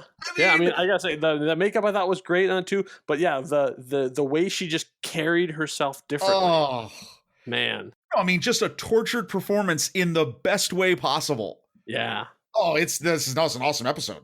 Yeah, and so she had the one that you singing. I think they might have done some tweaking of her voice. But that's fine. I mean, I'll tell you what, it's awesome. It's incredible. I have a little piece from the end when she's sort of making the sacrifice, and more tears. When she's at the TARDIS door. Let me get my tissues. I'm sorry, I can't do this.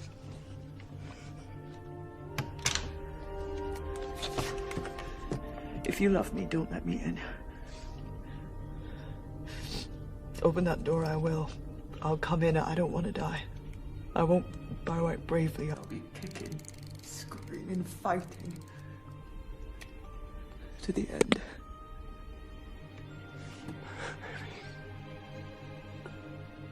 Baby, I love you.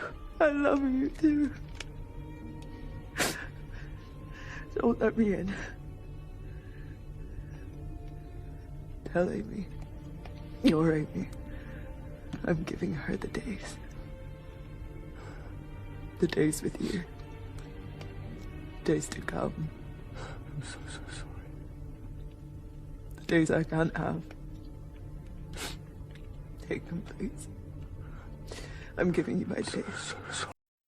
Yeah, just that Amy in the full battle armor with the sword. I can't talk. Oh, man, it's so good. So good. She's amazing. Yeah. Okay, and Rory gets one of the coolest comments ever said to the Doctor. You're turning me into you. You turn me into you. Yeah, I was gonna put that in here, but it was too far back in the thing. It's 3-minute clip instead of a minute. This is a fantastic companion exploration episode. I mean, it's just great. But then also too funny that so the whole reason why and here's the only other thing the Doctor needs to learn is you got to call before you go someplace. Like in the future, check Yelp. So this is why Arrested Development is still the king, because you always leave a note. Yeah. Like, hey, are you guys still open? Is there a plague? Is we still around? And okay, the only other issue is, okay, your friends just passed through this thing. There's 2 buttons on the thing, a green button that's up and a red button that's down. You don't press the red button. Don't press the red Don't press the red button. Other than that, oh my God, it's phenomenal. Yeah, and we'll revisit similar ideas to what's going on here in a later one about emoticons. Oh well, yeah. I did. There is definitely a connection when we go to there. Even though I like this episode, I think does the story much better. I probably agree with you, but there's a big. This was very similar to that episode. Anyway, we'll talk about that later. All right, so then we move on to episode 11, The God Complex, aka It Shines. or this I didn't know which way I wanted to go, or the Atheist Hunger Games. Okay. No, I think you're right the first time. Yeah. So yeah, you're talking about his feelings on religion. It's like, okay, well, we're going to get some pretty direct stuff. But see again, he thinks. I'll tell you this: he thinks he's saying one thing, but I think he's saying something a lot deeper, which is good. It's all good. Oh, but my God, though, this is an homage to The Shining. Oh, absolutely. Which is phenomenal. Which is well done. And the clown too. I mean, clown's a recurring thing, but yeah, I got the thing of it too. I mean, because obviously that's in the public consciousness now. But even then, it was no. You still the whole thing about how do you manage your fears? How do you manage your fears? And well, I'll tell you this. Here's the bigger message I get, which he didn't intend. Mm-hmm. Your faith, whatever you believe in, should lead to truth. If that leads you to truth. Because there's the doctor's big confession at the end of this. If you get to truth, then that's where harmony is, and that's where true love is, and that's where you can be unconditional in your care for others. That's what I got from this, actually, watching it again. Which maybe is not what he intended, but it's clearly there. So you like God Complex? You like Night Terrors more than God Complex? You think of God Complex as being the worst of this series? Oh no, not at all. Oh, no, really? It's the next one. It's the next one? Really? Yeah. Oh, my God. Then I don't even want to talk about God Complex anymore. All I want to talk about is episode 12, Closing Time. Well, no, here's the deal. So real quick, if you... Okay, wait. On the God Complex, there's the only things to say. Rita would have been an amazing companion. Yes. That sucks. Yeah, there's always like these companions like the coulda, woulda, shoulda. Yeah, no, exactly right. I'll never look at ventriloquist dummies the same way again. Did you look at them pleasantly before? One, but not a room full of them at a banquet, all laughing at me. Like, that's frightening. No, I do still like the whole idea of that his confession of, it was his ego and stuff. I mean, I love that. And I think, is this the first reference of Amy as Amy Williams? Because I thought that was interesting. Yeah, it might be. So I thought that was again interesting, and I also love it because if you're a fan of The Next Generation, they're on a holodeck.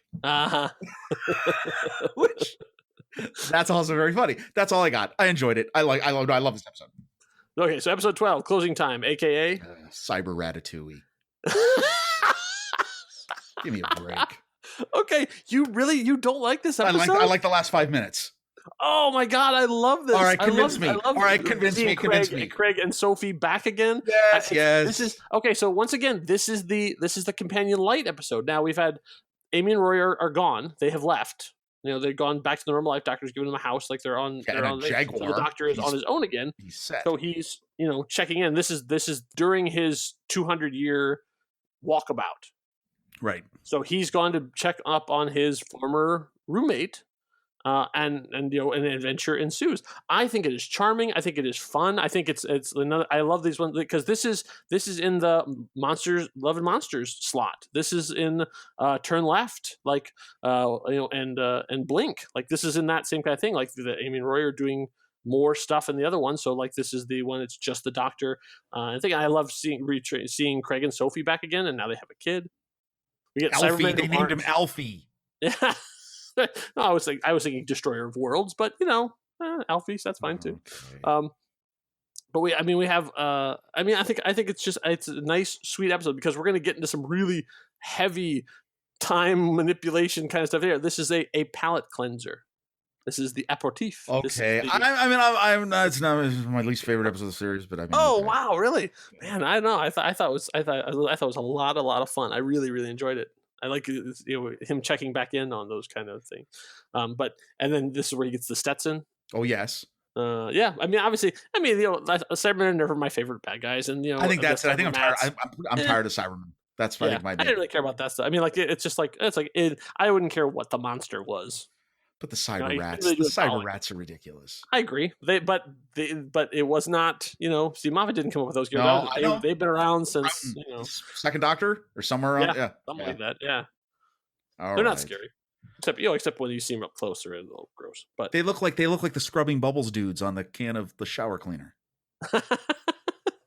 Yeah, I'm like I say, I've never been one to defend Cybermen as being scary at all because I don't find them scary at all. I thought I really like this episode. I think it's okay, super light, super fun, and gets things out of the way because things are about to get crazy. Oh yes. So, but before we do that though, let's talk about some of the other stuff. So there are a lot of other little bits and pieces floating around that I don't know exactly when they happened, but I know they happened before the wedding of her song, which we're going to get to. So on the DVD, there actually is a prequel to this one too called Up All Night, where they show Craig and Sophie like trying to get Alfie to fall asleep and stuff too. It's a fun little thing, just sort of setting the scene. The Doctor's not in it either as in the companions, but there are 4 mini-sodes that are set on the TARDIS, another thing that, or DVD extras. So they call them Night and the Doctor, and so there's 4 of them. It's Bad Night, Good Night, First Night, and Last Night, which sounds like the beginning of a kid's book. Bad Night, Good Night, First Night, Last Night. So the Bad Night is let's see, Amy and Rory are there, and while they're sleeping, the Doctor and River are running around doing stuff. It's a funny thing. The second one, called Good Night, is actually really, really good. And it's so good that I don't know why it's not part of a regular episode. Like, I mean, there's some really, really good stuff there because Amy basically comes to the Doctor and be like, I'm going insane and you're not talking to me. What is going on? Like, she's like, I didn't used to have parents. Now I have parents. I can remember both things. How am I supposed to live like this? And every time I try to talk to you about it, you just send me away. What the hell? And so they actually have like a little heart-to-heart chat, and he talks about how things. So I have a little piece of audio of that. Oh, cool. That I want to play. It's really, really good. Okay. I just helped out a possessed orchestra on a moon base. Before that, I prevented 2 supernovas, wrote a history of the universe, all in jokes, and did a bit of locum work in Brixton. Lovely practice, very short-staffed. What's wrong? We're all such tiny parts of your life, aren't we? All the friends you make just flicker in and out. You must hardly notice us. Amy, you are enormous parts of my life. And you are all I ever remember. Speaking of which, my life doesn't make any sense. I know. That's what I've been trying to talk to you about. I know. Like, when I first met you, I didn't have parents. I never had parents. And then you did whatever it was you did and rebooted the universe, and suddenly I had parents. And I've always had parents. And I remember both lives in my head, both of them in my head at the same time. And it's fine, isn't it? Yeah, but it shouldn't be. Why is it fine? Rory was a Roman for 2,000 years. He says he hardly remembers it. But sometimes you catch him just staring. The thing is, Amy, everyone's memory is a mess. Life is a mess. Everyone's got memories of a holiday they couldn't have been on, or a party they never went to, or met someone for the first time and felt like they've known them all their lives. Time is being rewritten all around us, every day. People think their memories are bad, but their memories are fine. Past is really like that. That's ridiculous. Nah, now he's starting to get it. I just love that. It's just such a great moment of him just explaining it. And then from there on, it goes and she talks about one of her earliest memories is that she was at the fair and she got an ice cream and she dropped it. And then some woman came up and gave her another one. And then basically the doctor's saying, yeah, that was you, and that's about to happen. So he like takes her and he sends her out there to like give herself ice cream, and she's like, so you're telling me that like I'm pouring my heart out to you, saying that I'm going insane, and your solution is let's go get ice cream? And he's like, I love ice cream. Now these are DVDs. These are DVD Blu-ray extras. Yeah, like I went even to see it again if they were on iTunes, and I couldn't even find them on iTunes. So like the iTunes extras, there's a bunch of iTunes extras, and these are not there. Oh, wow. Like I said, they vary in quality, but that Goodnight one is really good because it's just the Doctor and Amy just having a moment. And she's still in her pajamas, but I don't know if that means it's from earlier or that's just like she's in her pajamas just because, she's literally in her pajamas. She's pajamas, yeah. And so like I say, they don't really say exactly when it is. And the timey-wimey stuff gets a little in the next two, which are basically one short that's in two parts called First Night and Last Night. And it's all the Doctor and River Song. So the Doctor goes and picks up River Song from Storm Cage, and it's her first, like she's just been incarcerated. So it's just after Let's Kill Hitler. So like she's just been imprisoned. And so this is their first date. So he brings her out and he tells her about this cool place they're going to go to where you can see all these stars and stuff too. And then he sort of travels in time as she goes to get ready because she's still in her prison outfit. And then as he lands, River Song walks in the front door, action hero River Song, like from the middle period with her gun and stuff too. She's like, oh, here you are. Like, let's go. Like, I've got these centaurs are trying to kill me because, I insulted them. And he's like, like knowing there's already a River Song there. And they and so then she figures out there's someone else there and she starts to get really jealous. And then she goes running off to try and find this person into like, the upper floors where the first river's in the other thing. And then as he's trying to figure out what to do, a third River Song comes in, and it's like the latter River Song, like the sort of the just before the Silence of the Library River Song, in the dress that he's about to give the first River Song. And so it's because like a comedy of errors, as like he's trying to balance all three of them to make sure they don't know the other ones are there. That's a pretty funny one. I've seen that somehow, funny, but yeah, that was great. And some of these are on YouTube, even though I don't know if they're supposed to be, but as you can track them down. And then interestingly, the last moment is he gets rid of like the other ones, and then the most chronologically the latest River Song is standing at the door, and the Doctor walks in, even though he's already there, in full tux and tails. And she's like, oh, I'm sorry. He's like, you're in the wrong TARDIS. My TARDIS is parked on the other side of the thing. And so he's like, and River Song goes like, oh, he's taking me to the Singing Towers tonight. It's supposed to be fantastic. And they both doctors share a look of like, you're taking her to the Singing Towers? Like, are you sure about it? So it's like, oh, interesting, because we know it's not this doctor that takes her there. Well, and remember, we find out that Matt Smith's doctor has promised her that several times and always cancels.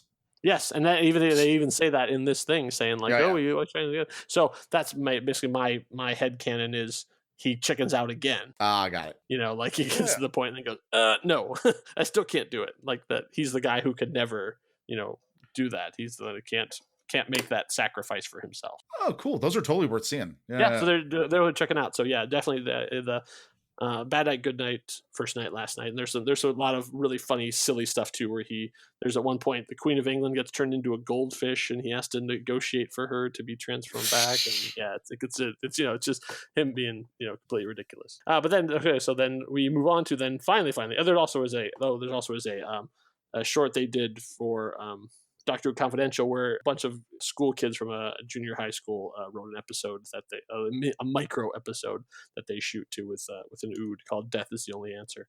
But yeah, it's another little fun little nice little. But this is the height of him doing the extras. Oh yes. There's so many pieces floating around, and he'll still continue to do this in the next two series too. Right. Before they finally like calm down a little bit. But yeah, this was definitely the time of like all these little bonus things everywhere floating around. Oh wow! All right, so let's get on to what we all come to talk about. We are cordially invited to episode 13, The Wedding of River Song, aka Looper 2 and The Last Crusade. Oh, Looper. Go. Yeah. Anyway, so yeah, I would recommend that one. Yeah. Okay. Wikipedia. Yeah. So, okay, craziness, right? Yeah. There's a prequel to this too, but it doesn't make any, especially it doesn't make any sense at all if you don't know what's going on. It's like them walking through a pyramid and then they see a silence in a glass tank and okay with the eye patch. So you have the beginning, which was just a fun, creative experiment of what would happen if everything happened at the same time, right? Yeah. Which, okay, and again, a reminder of how big a deal Doctor Who was in the pop culture sense of that you got Meredith Vieira to do a cameo. Right. Yeah. Like she was coming out to do like specials out there, so they actually had her do like a little Today Show kind of thing. And apparently because the Today Show then did a special on the fact that they were involved in this episode and ended up spoiling some stuff. Oh, that's funny. Because they aired it before the episode came out. So like they I think the fact that Charles Dickens was going to be back. Oh, because he's that, in like one of the monsters. I can't remember what it was. Like that was going to be back. Like it was like one of those. Oh, yeah. Okay, so it's watching it again. It's just obviously watching it like yesterday. Okay, what's funny is that whole scene is funny until until the Holy Roman Emperor Winston Churchill is sitting there, and they bring him Charles Manson dressed as St. Paul, which made me laugh hysterically because I was like, well, there's your Matt Smith playing Charles Manson. No, there's a lot going, there's a lot happening here. All the time happening at once. Like, what does that mean? And I love here's the deal. I mean, I love the idea. I mean, obviously getting to the big point of how the hell does he get out of getting killed on the Lake Silencio? Yes. But leading up to that, I love just the massive amount of funny moments, like live chess. That's awesome. Okay, a dude. We get to understand why the eye patches are all about. Why they have them. We saw a dude get eaten by a basement of skulls. What? It's totally crazy. It's insanity, and yet somehow it works, and it all makes sense in the end. Sort of. Yeah. Okay, so then let's get into this. Let's see if we can make any kind of sense of how this goes. All right. So the Doctor is being the Doctor all over the universe doing stuff and ends up pissing off a bunch of, let's say, probably powerful religious types. So they're like this guy's got to be stopped. He is going against everything that we believe in or something. So we're going to have to figure out how to stop him. They have their priests. What we'll learn later, the priests are what are to be known as the Silence. The priests who make it so that you can't remember that you've confessed everything, and that power goes a little wonky. Obviously, I'm talking about stuff that's going to happen later on, so I'm sorry for spoilers, everybody. So they decide they're going to kill the Doctor. How do we kill the Doctor? Well, we need someone that's like the Doctor, but not exactly like the Doctor. Well, how do we do that? Well, let's find somebody, and we can manipulate them into doing it. Well, his companions apparently had some fun times in there. They had a kid. What if we steal the kid and use that Time Lord energy to make ourselves the perfect assassin? Because you won't want to kill the kid of his companions. So we can use her, brainwash her, to kill him, and then all good. So their plan obviously becomes ridiculously complicated, involving the 1960s and a spacesuit and all stuff, and all this brain manipulation, and of course kidnapping Amy and all that. And there's a whole middle period of like from when we see River, the baby River, up until River in the spacesuit for the first time as a kid. Like that's the brainwashing period, I'm assuming, because she's 10 by the time we see her again. Right. And then so they come up with this plan. This is what's going to happen. She goes off. She's going to be there, get in the suit. Does she do it or does the suit do it? I was never really clear about that. Is it they need somebody in the suit? Because she's like, the suit's going to do this. I can't stop it. Yeah, I was a little unclear on that part. Yeah, but then she somehow drained it. I mean, right, and then So then in the let's say the first timeline, she is going to kill the Doctor. The Doctor knows it's going to happen. He tries to run from it to do all this stuff for 200 years and then goes, you know what? I guess I have to accept my fate, and goes and dies. So the first time we see that in Impossible Astronaut, that literally is what happens. He dies right there. River Song, from an early, brainwashed River Song, kills him and he dies, and that's the end of the story. But knowing this was going to happen, he sent the three of them letters along with himself to why? This is where it gets complicated. This is where it gets confusing for me. Did I mention live chess? So when he sent the letters out, the person, the old Doctor, the one who's 1100 years old, is the one who sent the letters to them to witness. But when he talks to River Song, it's because he's saying he wanted the witness to know, for her to know that this was a fixed point in time. That's why he brought them out there. But then why did he send one to himself? Did he actually want himself to try and stop this from happening? Because by that point in his life, he supposedly have resigned himself to his fate. No, dude, once you decide to fake your own death, it's never clean. Oh, see, but that's the thing. That's what I'm trying to figure out. Did he want to fake his own death at that point, or then what? So we see all this stuff go through, and then we sort of following River's, cross paths, everything. So she figures out how to stop it from happening, which fractures the timeline, so everything happens at once, and that causes the alternate timeline with eye patches and live chess and cars on balloons and Holy Roman Winston Churchills. So then at the end of it, then somehow him getting married and kissing her restarts the clock. I don't know. Once again. But at that point, is that when he decides, oh, wait, I'll fake my death so it's still a fixed point in time, but then I'll be able to go underground. Dude, a guy got eaten by a basement of skulls. Yes. So that is my understanding of it. Now, is that your understanding as well? Well, I mean, I got to tell you that it's totally all over the place. Like, because I still don't understand River. I still don't get the whole. And I know people have worked on this. Like her, there's lots of great videos on YouTube, by the way. Yes, the experience of who she is, when she is, where. Yes. But okay, I mean, no, it's crazy. The bottom line is, they explain how the doctor got killed on the shore of the lake at that fixed point in time in a way that he didn't. Yeah. No, like, I gotta say, it's you know what? As long as he explained that, the rest of it, I don't understand the wedding. I don't understand any. I don't know. Why did they have to get married? I mean, he could have easily just leaned over to her at any point and said, "Look in my eye." I mean, seriously, here's the deal of yes. And okay. And the best part, like, I mean, literally Rory at the end, or what? No, Amy explained to Rory, like, what's going on here? Well, we got married, had a kid, and that's her. Uh-huh. No, like, that's Moffat going, don't. Just take it. Just take it. It's weird. It's crazy, and it all ended. It's supposed to make some kind of sense. I'm just trying to in my head, like that. My incomplete understanding is also your incomplete understanding. Oh yeah, completely. I mean, I guess I just, my thought is that they definitely look. He this whole series, they created an amazing beginning that blew you away, and here's where we get to what I said at the very beginning. When Lost was at its height, here's what happens is, when you play the Lost game and in storytelling, when you create a series of what the hell is happening moments, what you do is create improbable, impossible to answer questions. And usually what happens is, in that story, when you then get all the answers, you're wiped out. And I really honestly think part of the problem here is that, oh, I got all the answers. Well, not really the answers I wanted, just like Lost, right? Or whoever, whatever you wanted. But these are the answers. And where do you go from here? You're almost burnt out. As a viewer, you're literally burnt out because your adrenaline rush every time you've watched the story unfold, which has been exciting and thrilling and amazing. Where do you go from here?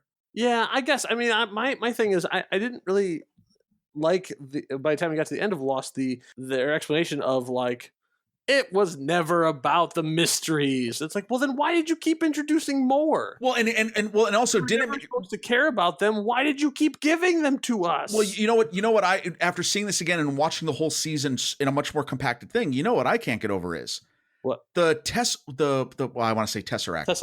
Tesselecta. Yeah. The father of the Tesseract. Okay, that was one way you could have gotten out of that. I certainly am surprised he didn't just use a Ganger. Oh, right. We've already introduced the Gangers. I mean, except that there had to be a body.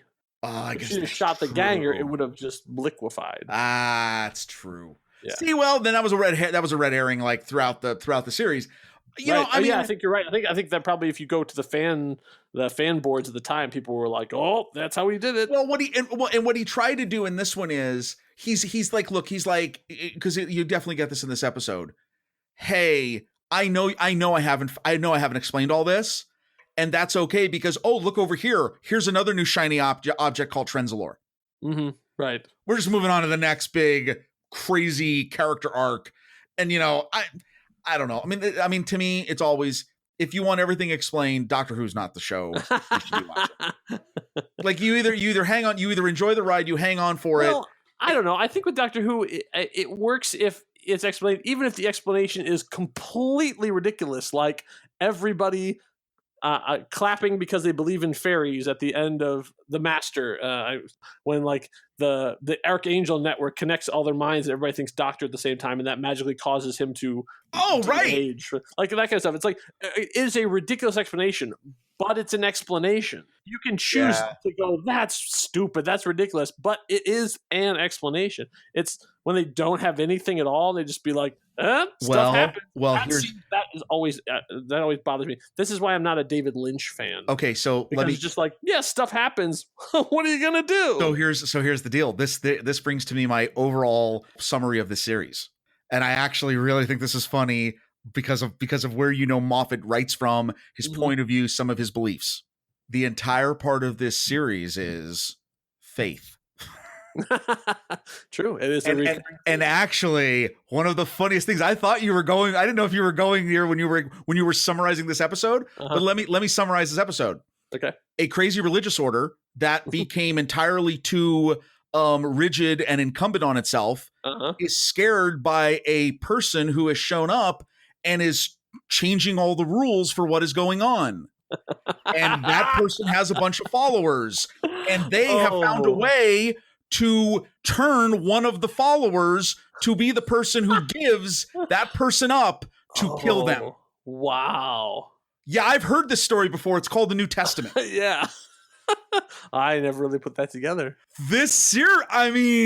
Hello? And and guess what? That person that they kill, he resurrects. Because he was a little guy inside of a big guy. I mean, dude, you're actually, as I say this all the time, like sometimes I think the people who talk against faith so much are actually those filled with the most faith. That's what's happening in this series. It's crazy. Like, and that's why I love it. I love it because I think this continues to be a theme that you keep seeing in Moffat's stories and his story arcs throughout series. Mm-hmm. But this one, it's literally, you couldn't make it more obvious. Well, I guess you could make it more obvious, but like maybe it was just watching it all in a condensed time period where I just was like, wait, do you realize what you're saying? Well, I guess part of it is like, it seems to be, every time, okay, so we as comic book fans know that whenever a new major writer takes over a comic book, then the status quo changes, and they're always going to be like, and the stereotype is they're always going to try and write the comics that they read when they were 12. They read like a bunch of Chris Claremont. Okay, so I'm going to throw a bunch of characters in. There'll be soap opera elements. Like, it's like you can look at what by how they're writing, you can look at what they read as like, this is the best Spider-Man. George Lucas and Flash Gordon. Exactly, everybody has that. You can see, you can look back and go like, this, I want to do that, these kind of thing. Like this is what good stuff is. And so when you're a steward of a character, you always want, they always end up having to do like, this is what I think a character is. So here's Moffat going, all right, the Doctor can't be Superman. He can't swoop in and everybody's like, oh, at last the Doctor's here. Like the Doctor works better when he's like a regular guy who comes into town. Nobody knows quite what his deal is, as opposed to thing.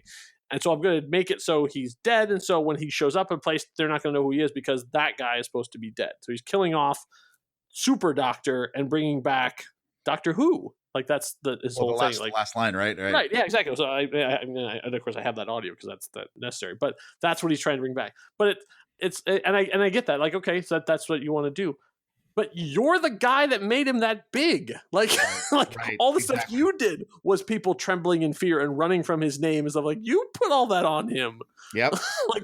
So it seems like it's like weird that you're like, I'm gonna fix that problem that I created. Yeah. You could just write it that people don't know who he is. I don't know why you had to sort of like, bend the universe around and freeze time and start it again in order to get it so people go, Doctor Who. Oh, what those of us with great egos are willing to do. I mean, come on. I mean, like, that's what it is. I mean, it's like, look, I appreciate that. I think it's interesting. It's certainly he certainly moved the needle in terms of the lore of the show and the canon to a really cool way. Yeah, I think it's a great series. As I say, and I will never fault someone for too many ideas. Yes, correct. You know, we've seen so many science fiction shows where they just have like one idea, and then they just try and do 1,000 variations on that. Like, you know, I guess like you were talking about with like the plan. Like, okay, he has a plan. Like, obviously he has a plan through. And like X-Files didn't have a plan. They were just winging it, and like they keep trying to go back and be like, and now this guy, and now that, you know, you could tell they were just spinning wheels, just trying to keep the motor running. Oh, interesting. Okay, wait, interesting. So I have a final question for you about this series. Yeah. In the God Complex, there is a scene where the Doctor comes to room 11. He opens the door, seeing what is purportedly his greatest fear, and it's never shown. And he says something like, "Oh, it would have been it. Of course, it would be you," and closes the door and walks away. Who's in the room? Yeah, I don't know. I mean, my Doctor Who-ness says it's the Valeyard. His greatest fear is that he turns evil, that he becomes the Master. So maybe it's the Master. So like that would be what I think, is that all his good works are undone because he goes too far. Because we've seen over these last 6 series him stopping himself. Right. You know, which is something that we didn't really see a lot of in the previous Doctors. Right. That he's like, you know, the under the Thames with Rachnos. Right. You know, like this is what it's like when you're around someone. Like I could have done so much. I mean, all these things, and then here with in this series too, like the You've Never Risen Higher, like that kind of stuff. Right. Like we've seen that. So I think his greatest fear would be that, which is basically is that he turns dark.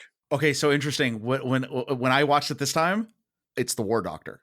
Oh, okay. Which wraps up. I think actually goes along with the same idea. Wait, no, totally right. Which I mean, again, Moffat.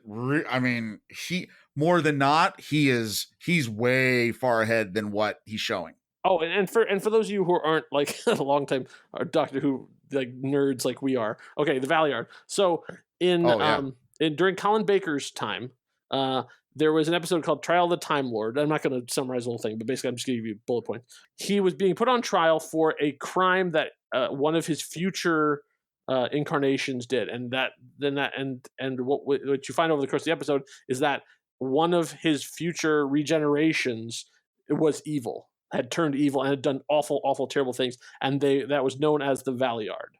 And so the Valeyard is one of those things where it's like a far off. And when they wrote it, they were just like, sure, why not? It's like, you know, 10 regenerations away or whatever. But it became a recurring thing, and actually that name has shown up, and it will show up again here. I think in the next series.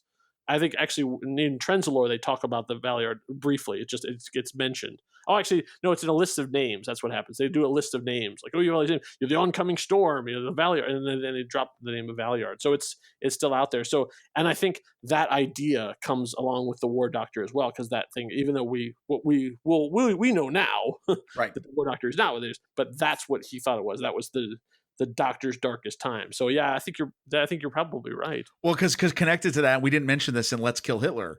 When he's dying, and they ask why will he not? They ask the database, won't he just regenerate? And it says the regenerations are disabled. Yeah, he already knows this is the last. He's on his last life. Yeah. Like that's pretty amazing. Like yeah, I was looking at that up too, because this is when they first mentioned it, because when at the start of the series, when he is shot, he starts to regenerate. But that wouldn't have been the case because they did it. So it's like they figured that out somewhere in the course. They did the math, or maybe they were talking about the 50th already at that point, and they did the math and realized that, oh, wait, he actually wouldn't have another regeneration now because this would be his last one. That comes back to one episode where they said that he can regenerate 12 times. And they said, even though it was never mentioned again, it has like sunk into the public consciousness so much that Moffat said he couldn't change it because that's what people believe. Right. So he had to find another way to sort of go. Well, so even more the idea that then on the lake when he gets shot, it's actually an effect. Yes, it is literally a special effect. They are doing it. The people inside the robot are. Yeah, that's crazy. So maybe that goes along with he had that plan all along, and River just messed things up by not believing that he would have a plan. I don't know. Still confused. I'm exhausted. Yeah. We've covered pretty much That's it, everything we could everybody. possibly Yes. do. It's probably our longest episode too, just because there's so much going on in these ones. Yeah, we've. I think every stone pretty much has been turned at this Watch point. I it can't think of any more. if you can. Get it on iTunes. Get the DVDs on discount. Whatever. Yep. Watch it. Yeah, It's a great exactly. series. Find that. It's a great series. It's a great series of episodes. Some of the amazing stuff. Some of it's definitely some of Karen Gillan's best moments, but also some great Matt Smith stuff and River Song, like lots of nice River Song stuff. Even Arthur Darvill. And Arthur Darvill, yeah, of course. He always ends up being, even though he's third in the billing, he ends up being fifth in the conversation. No, he's good. But and this is not last time we'll see Neil Gaiman writing an episode either, so that'll be back too. So. All right, so that's our conversation about Series 6. I hope you enjoyed it. We'll be back in a couple weeks to talk about Series 7 and a companion swap. We're going to have some couple people leaving and a certain someone arriving multiple times before she actually shows up. So that should be interesting. So as always, thank you, Rob, for coming along this journey with me. Very welcome. Thank you for the alternate titles. I always enjoy them. These were good. Thank you to engineer Alice for making things sound fantastic. All the professionalism comes from her. All the mistakes are my own. We'll be back, and as we go out, I will have I'm going to play a little of the music. So the thing is, they redid the Doctor Who theme, which, like as we talked about, is a welcome change. It's nice, but then there's a particular piece of music they wrote called "I Am the Doctor" specifically for the 11th Doctor that plays again and again through the series that always ends up elevating scenes, making it right. So that's what we're going to play as we go out. So we will see you later.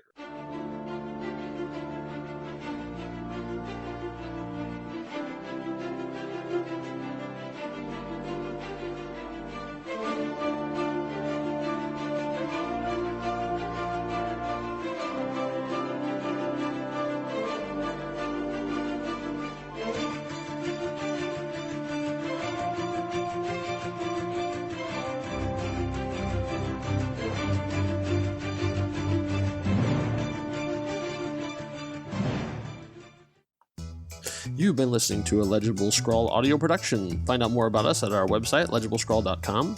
You can follow us on Twitter at Legible Scroll or find us on Facebook. The music you're listening to is Zazzy by Kevin MacLeod. You can find out more about him at incompetech.com. And as always, you're welcome.